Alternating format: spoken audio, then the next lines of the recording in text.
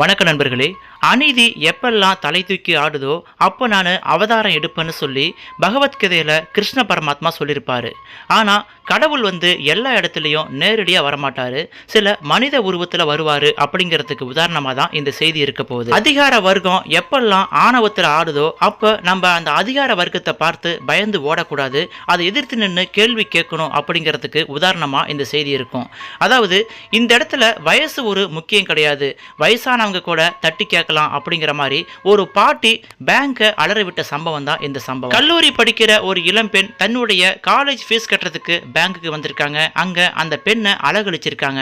இதை பார்த்த உடனே ஒரு மூதாட்டி அந்த பேங்க் மேனேஜரை பயங்கரமா கேள்வி கேட்டு ஆடி போய் வச்சிருக்காங்க. இந்த சம்பவத்தை முழுமையாக கேட்டீங்கன்னா உண்மையாலுமே அந்த வயதான பெண்மணியை நீங்க மனதார பாராட்டுவீங்க.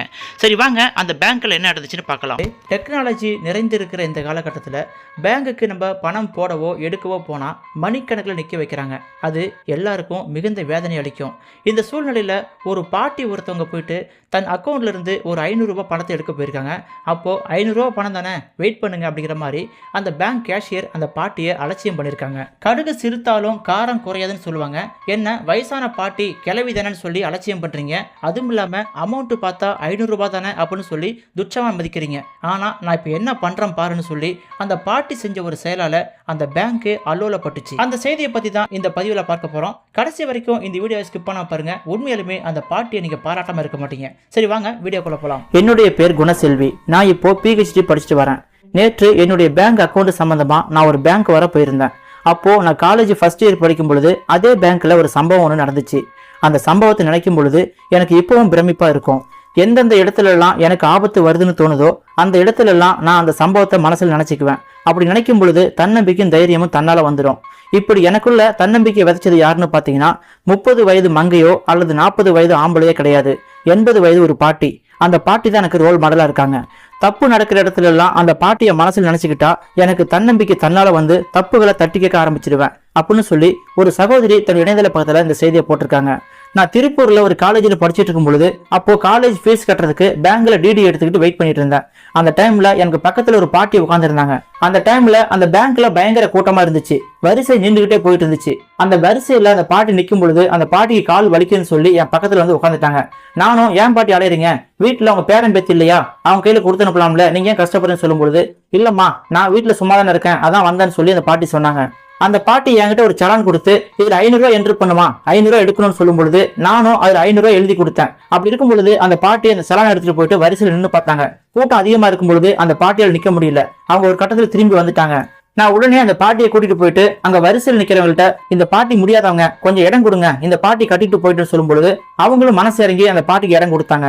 அந்த பேங்க்ல வேலை பார்க்குற ஸ்டாஃபுங்க எல்லாமே ரொம்ப பரபரப்பா இயங்கிட்டு இருந்தாங்க. காரணம் என்னன்னா ரொம்பவும் கூட்டம் இருக்கிறதால சீக்கிரம் வேலையை முடிக்கணும்னு சொல்லி எல்லாருமே அவசர அவசரமா வேலை பார்த்துட்டு இருந்தாங்க. அந்த டைம்ல மதிய லஞ்ச் டைம் வந்ததால அவங்க எல்லாம் பசியின் கொடுமையால பயங்கரமா வேலை பார்த்துட்டு இருந்தாங்க. அந்த டைம்ல இந்த பாட்டி போயிட்டு 500 ரூபாய் எழுதுன அந்த சலானை அந்த கேஷியர்ட்ட கொடுக்கும் பொழுது அந்த கேஷியர் பயங்கர டென்ஷன் ஆயிட்டாரு. பாட்டி கொஞ்சமாவது அறிவு இருக்கா, நாங்க தான் போர்டில் கொட்டை எடுத்து எழுதி போட்டிருக்கோம்ல, 5000 ரூபாய்க்கு மேல உள்ளவங்க மட்டும் இங்க டெபாசிட் பண்ணுங்க, காசு எடுக்கலாம்னு சொல்லி 5000 ரூபாய் கம்மி இருந்தா டெபாசிட் பண்றதுக்கோ காசு எடுக்கிறதுக்கோ ஏடிஎம் மிஷின் போங்கன்னு சொல்லிருக்கோம்ல. நீங்க வேலை மெனக்கிட்டு 500 ரூபாய்க்கு சலான் எடுத்துட்டு இங்க ப்ராசஸ் பண்ண சொல்றீங்க, இந்த 500 ரூபாய்க்கு ப்ராசஸ் பண்றது ஒரு ஆள் தேவையா, தயவு செஞ்சு ஏடிஎம் போங்க அப்படின்னு சொல்லி அந்த பாட்டியை விரட்டி அடிச்சாங்க. அதுக்கு அந்த பாட்டியோ இல்லப்பா என்கிட்ட ஏடிஎம் கார்டெல்லாம் கிடையாது, அதுக்கு நான் அப்ளை பண்ணவே இல்லை, தயவு செஞ்சு நான் சலான்ல எழுதிருக்கிற இந்த 500 ரூபாய் மட்டும் கொடுத்தா போதும் அப்படின்னு சொல்லும் பொழுது அந்த பேங்க் ஊழியர் அந்த பாட்டி சொல்றது காதுல கேட்காம அந்த பாட்டிக்கு பின்னாடி நிக்கிற ஒரு ஆள்கிட்ட பேச்சு கொடுத்தாரு. அவர் பாக்குறதுக்கு கொஞ்சம் பணக்கார போல இருந்தாரு.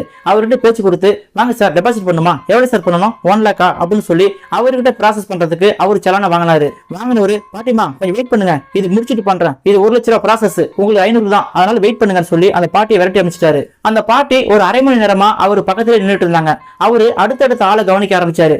யாரெல்லாம் 50,000 1 லட்சம் சொல்லி கொண்டு வராங்களோ அவங்களுக்கு டெபாசிட் பண்றது அவங்களுக்கு வித்ரா பண்றது சொல்லி அந்த வேலையை மட்டும் பார்த்துட்டு இருந்தாரு. இந்த பாட்டியம்மா இடையிடையே அந்த சலான் நீட்டும் பொழுது இருமா 500 ரூபாய் வச்சுட்டு ஒரு தொல்லை பண்ற, 500 ரூபாய் பண்றதுக்கு ஒரு ப்ராசஸ் பண்ணணுமா, போய் வெயிட் பண்ணு அப்படின்னு சொல்லி மறுபடியும் மூஞ்ச காட்ட ஆரம்பிச்சாரு. நான் போயிட்டு அந்த பாட்டி கிட்ட என்ன பாட்டி ஏன் இவ்வளவு நேரம் நிக்கிறீங்க, உங்க வேலை முடிஞ்சிருக்கணுமே என்னாச்சுன்னு கேட்கும் பொழுது இல்லம்மா நான் சலான்ல 500 ரூபாய் மட்டும் என்ட்ரி பண்ணிருக்கேன், அதனால 500 ரூபாய் ஒரு காசான்னு சொல்லி நான் வெயிட் பண்ண சொல்றாப்ல, 1 லட்ச ரூபாய் 50,000 கொண்டு வரவங்களுக்கு ப்ராசஸ் பண்றாரு அப்படின்னு சொல்லும் பொழுது எனக்கும் கோபம் வந்துச்சு. ஆமா பாட்டி நான் கூட காலேஜ் ஃபீஸ் கட்டணும், டிடி எடுத்தேன், வெயிட் பண்ண சொன்னாங்க, ஆனா இவ்வளவு நேரம் ஆச்சு, நான் காலேஜ் வேற போகணும் பாட்டி, ரொம்ப டைம் எடுக்கிறாங்க அப்படின்னு சொல்லும் பொழுது அந்த பாட்டி ஒரு ஐடியா பண்ணாங்க. அந்த பாட்டி நேரா பேங்க் மேனேஜர்கிட்ட போனாங்க, என்னையும் கூட்டிட்டு போனாங்க. எனக்கு ஒரு மாதிரி பதற்றம் ஆயிடுச்சு. என்னடா அது இந்த பாட்டி இவ்வளவு வம்பில் துட்டுரும் போலன்னு சொல்லிட்டு நான் பயந்துகிட்டே போனேன்.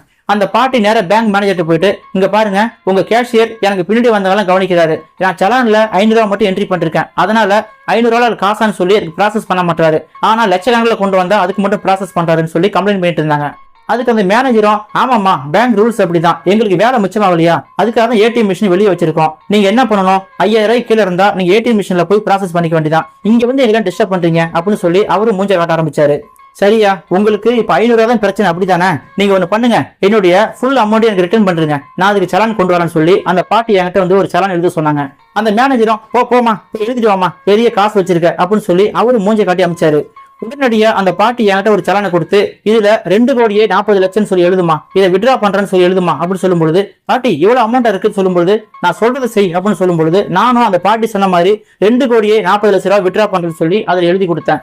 உடனடியா அந்த கேஷியர்கிட்ட போயிட்டு அந்த சலானை கொடுக்குவோம். அந்த சலானை பார்த்துட்டு அந்த கேஷியர் ஆடி போயிட்டாரு. பாட்டி என்னது 2 கோடி ரூபாய்க்கு மேல விட்ரா பண்றது எழுதிருக்கீங்க, இவ்வளவு அமௌண்ட் எங்க பேங்க்ல கிடையாது, நாளைக்கு தான் கிடைக்கும், வெயிட் பண்ணி வாங்கிக்கிறீங்களா அப்படின்னு சொல்லும் பொழுது, முடியவே முடியாது, எனக்கு இப்பவே ப்ராசஸ் பண்ணுங்க, நான் இந்த பேங்கை விட்டு வேற பேங்க் போக போறேன் அப்படின்னு சொல்லி அந்த பாட்டி பிடிவாதம் பண்ணாங்க. அந்த கேஷியர் ஆடி போயிட்டாரு. என்ன பாட்டி 2 கோடி ரூபாய் எப்ப வேணும்னா எப்படி எடுக்க முடியும், நாளைக்கு தான் வாங்க முடியும் அப்படின்னு சொல்லும் பொழுது, முடியாதுங்க, உங்க மேனேஜரை கூப்பிடுங்க அப்படின்னு சொல்லி அந்த பாட்டி ரொம்பவும் சண்டை போட ஆரம்பிச்சாங்க. விஷயம் பேங்க் மேனேஜருக்கு போகும் பொழுது அந்த மேனேஜர் ஓடி வந்து அந்த பாட்டியை ஒரு சேர்ல உட்கார வச்சு, பாட்டி மன்னிச்சுக்குங்க, எங்களுக்கு நீங்க யாருன்னு தெரியாது, அப்படி இருக்கும் பொழுது நாங்க தப்பு பண்ணிட்டோம், நீங்க எங்களுக்கு மிகப்பெரிய கஸ்டமர், உங்க அக்கௌண்ட் எங்க பேங்க்ல இருந்தே ஆகணும், அப்படி இருக்கும் பொழுது நீங்க தயவு செஞ்சு விட்ரா பண்ணாதீங்க அப்படி சொல்லும் பொழுது, முடியவே முடியாதுங்க, உங்க பேங்க்ல பணம் இருக்கிறவங்களை மதிக்கிறீங்க, பணம் இல்லாதவங்களை மதிக்க மாட்டீங்க, என் அக்கௌண்ட் செக் பண்ணி பார்த்துட்டு என் அக்கௌண்ட்ல 2,40,00,000 இருக்குன்னு சொல்லி எனக்கு இப்ப மரியாதை தரீங்க, ஆனா இதே நான் 500 ரூபாய் சலான தூக்கிட்டு வரும் பொழுது இதெல்லாம் ஒரு காசா, வெயிட் பண்ணு அப்படின்னு சொல்லி என்ன நிக்க வச்சீங்க. நீங்க சொல்ற பேங்கோட ரூல்ஸ் அண்ட் ரெகுலேஷன் எல்லாம் ஓகே தான், இருந்தாலும் ஒரு வயசானவங்க அப்படின்னு சொல்லி மரியாதை கொடுக்கல, அதை விட கொடுமை, பணம் இருந்தா மட்டும் மதிக்கிறீங்க, பணம் இல்லைன்னா மதிக்க மாட்டீங்க. இப்போ என் அக்கௌண்ட் செக் பண்ணி பார்த்துட்டு என் அக்கௌண்ட்ல 2 கோடி ரூபாய்க்கு மேல காசு இருக்கும் பொழுது எனக்கு மரியாதை தரீங்க, இதே 500 ரூபாய் சலான கொண்டு வரும் பொழுது என்ன நாயை விரட்டும் போல விரட்டினீங்க. 500 ரூபாய் ப்ராசஸ் பண்றதுக்காக என்கிட்ட வாக்குவாதம் பண்ண டைம் 1/2 மணி நேரம் ஆச்சு, ஆனா அதுல 2 நிமிஷம் ஒதுக்கி இருந்தா இந்நேரம் வேலை முடிஞ்சிருக்கும். ஆனா நீங்க அதை பண்ண கிடையாது. காரணம் என்னன்னா, எங்கள்கிட்ட பணம் கிடையாது, நாங்களாம் ஏழைங்கிறதால எங்களை ஒதுக்கி வச்சிங்க. கேஷியர் என்ன பண்ணாரு, 500 ரூபாய் ஒரு காசா வெளியே போய் ப்ராசஸ் பண்ணுமா அப்படின்னு சொல்லிட்டு எனக்கு பின்னாடி இருந்த ஒரு ஆள்கிட்ட 1 லட்ச ரூபாய் ப்ராசஸ் பண்ணாரு. ஆனா நீங்க பணத்தை மட்டும் தான் மதிக்கிறீங்க, அப்படிப்பட்ட பேங்க்ல என் பணம் இருக்க வேண்டாம், உடனடியா என் பணத்தை ரிட்டர்ன் பண்ணுங்க, நான் வேற பேங்க்ல கொண்டு டெபாசிட் பண்ணிக்கிறேன் அப்படின்னு சொல்லும் பொழுது அந்த மேனேஜர்ல இருந்து அந்த பேங்க் ஊழியர் எல்லாமே ஆடி போயிட்டாங்க. அதுக்கப்புறமா அந்த மேனேஜர் படாத பாடுபட்டு அந்த பாட்டி சமாதானப்படுத்தி ஒரு வழியா அவங்க காசு அந்த பேங்க்ல இருக்க மாதிரி பாத்துக்கிட்டாங்க. அந்த கேஷியரை, இது போல பண்ணாதீங்க சார், உங்களாலதான் எங்க பேங்க் கெட்ட பேருன்னு சொல்லி அந்த கேஷியரை பயங்கரமா திட்டி அமைச்சாரு.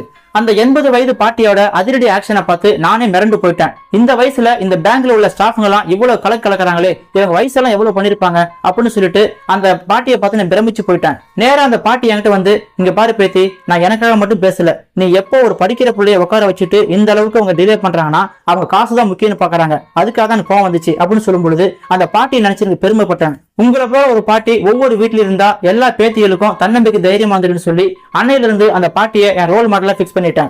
அன்னையில இருந்து நான் எங்க போனாலும் எந்த இடத்துல தப்பு நடந்தாலும் தப்புன்னு தோணுச்சுன்னா நான் முதல் ஆளா இறக்கி குரல் கொடுப்பேன். பின்னாடி வர விளைவுகளை ஒரு கை பாத்திரலாம், ஆனா இப்போ ஸ்பாட்ல தப்பு நடக்குது, இதை தட்டி கேட்கணும்னு சொல்லி நான் நினைக்கும் பொழுது அந்த 80 வயது ஹீரோயினி என் மனசுக்குள்ள வந்துருவாங்க. உண்மையாலுமே நான் காலேஜ் படிக்கும் பொழுது ரொம்ப கோழையா தான் இருப்பேன். எப்ப இந்த பாட்டியை சந்திச்சானோ அப்ப இருந்து நான் மிகப்பெரிய வீரமுகையா மாறிட்டேன். நான் இன்னைக்கு என் படிப்புல PhD பண்ணிட்டு இருக்கேன். அப்படி இருக்கும் பொழுது நான் போற இடத்துல எந்த பிரச்சனை நடந்தாலும் எந்த அதிகாரி தப்பு பண்ணாலும் நான் முதல் ஆளா குரல் கொடுப்பேன் அப்படின்னு சொல்லி குணசெல்வி அப்படிங்கிற சகோதரி தன்னுடைய இணையதள பக்கத்துல செய்தியை போட்டிருக்காங்க. உண்மையாலுமே இந்த செய்தியை படிக்கும் பொழுது நமக்கும் கொஞ்சம் தன்னம்பிக்கை கூடி வருதுதான் சொல்லலாம். ஏன்னா அந்த 80 வயது மூதாட்டியின் அதிரடி நடவடிக்கை அப்படி இருந்துச்சு. இந்த செய்தியை பற்றியும் அந்த 80 வயது பாட்டியை பற்றியும் உங்கள் கருத்துக்களை கமெண்ட் செக்ஷன்ல சொல்லுங்க. நம்ம வீடியோ பிடிச்சதை லைக் பண்ணுங்க, உங்க ஃப்ரெண்ட்ஸ் ஷேர் பண்ணுங்க. இது போன்ற உண்மை சம்பவங்கள் தொடர்ந்து வரணும்னா நம்ம சேனலை சப்ஸ்கிரைப் பண்ணிக்கொண்டு கூட வர பெல்ல கிளிக் பண்ணிக்கங்க. அதில் ஆளுங்கிற பெல்ல மறக்காம கிளிக் பண்ணுங்க. மனதை நெகிழ வைக்கக்கூடிய சுவாரஸ்யமான செய்திகளை உடனுக்குடன் தெரிந்து கொள்ள நமது சமூக திரை சேனலை சப்ஸ்கிரைப் பண்ணிக்கொண்டு ஆதரவை தாருங்கள்.